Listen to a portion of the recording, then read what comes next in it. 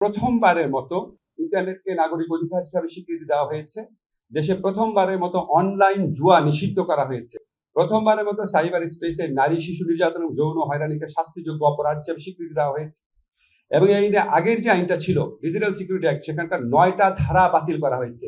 এবং এই 9টা ধারাই ছিল কুখ্যাত ধারা। এই ধারাগুলোতে 95% মামলা দায়ের হয়েছিল। এই মামলাগুলো এখন স্বয়ংক্রিয়ভাবে বাতিল হয়ে যাবে।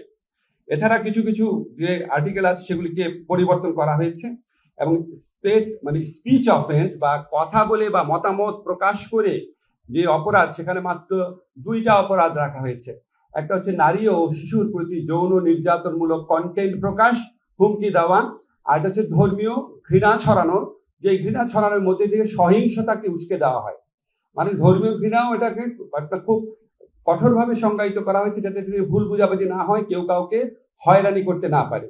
ধর্মীয় উস্কানিমূলক বক্তব্য বা যে কোনো কন্টেন্ট যেটার কারণে সহিংসতা উস্কে যেতে পারে, সেটাকে শাস্তিযোগ্য অপরাধ করা হয়েছে।